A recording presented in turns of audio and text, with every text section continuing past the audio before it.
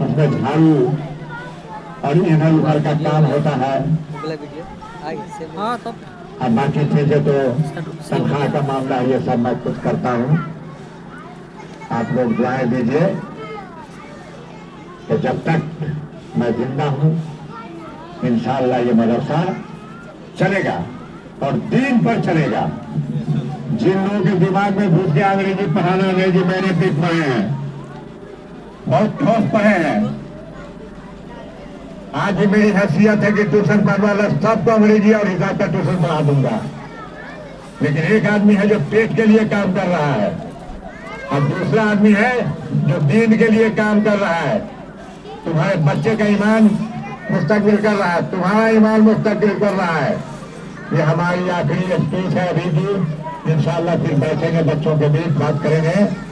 ये हमारी आखिरी तकरीर है कि फिर से अंदर है कि अपने बच्चे को दीन पढ़ाओ, वरना कल तुम्हारा बच्चा दीन से भी बहरा हो जाएगा। कल को किसी काम का नहीं रहेगा। तुम्हें जनाजा पढ़ाने के लिए आपको नहीं मिलेगा, कलमा पढ़ाने के लिए नहीं मिलेगा, तुम्हारे मस्जिद की इमामत करने के लिए कल लोग नहीं मिलेंगे। आज मैं हूँ कल नहीं हूँगा, नीचे है मुझसे ऊपर है, लेकिन कल जो बूढ़ा नहीं सीखा आज वह बच्चा इस मदरसा से हासिल कर रहा है।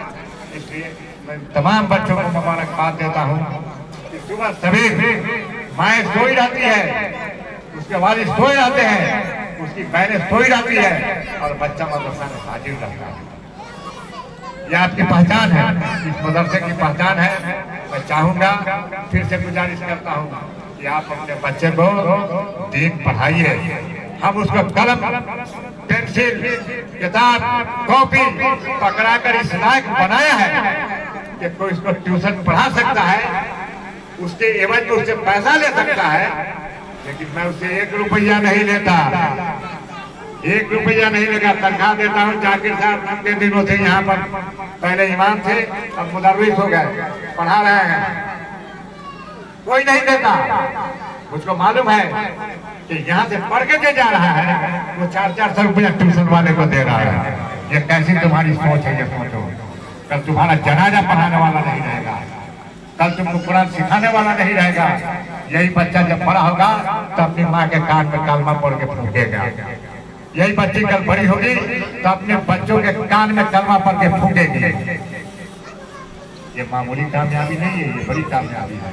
इसलिए मेरी गुजारिश है कि जो लोग अपने बच्चे पढ़ाओ ट्यूशन, उसे मेरा कोई लेना देना नहीं, अच्छी बात है पढ़ाओ, लेकिन पढ़ा के आपको दिखा दो कि तुम्हारा बच्चा ट्यूशन पढ़ रहा है, उसको तुम लेके मेरे पास आओ और उसी का सवाल जो ट्यूशन पढ़ता वही सवाल हम उससे करते हैं। अगर जवाब दिया तो 500 रुपया 500 रुपया इनाम देंगे उस बच्चे को।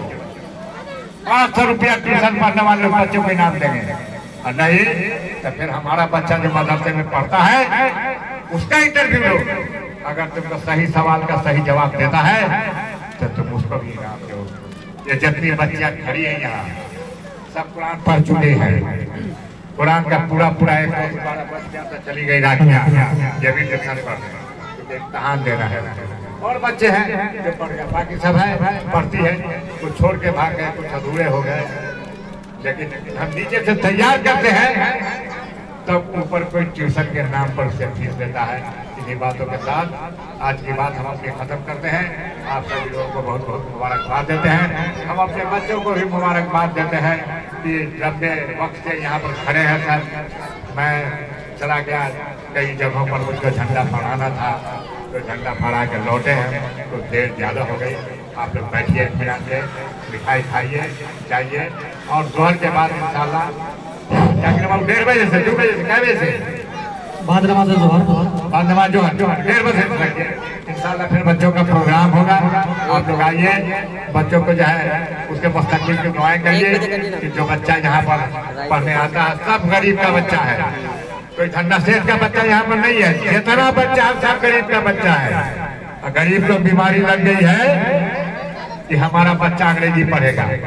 जिसको मैंने सर पर जो पट्टा वहाना सिखाया उसको चोटी बांध के माए, उसके घर के लोग सड़क पर दौड़ा रहे हैं बिना जो पट्टा के। याद रखो, हम नहीं होंगे, तुम होगे, तुम्हारा बच्चा होगा। उस दिन जब खून के आंसू रोगे, बड़ी बड़ी घटनाएं घट रही है।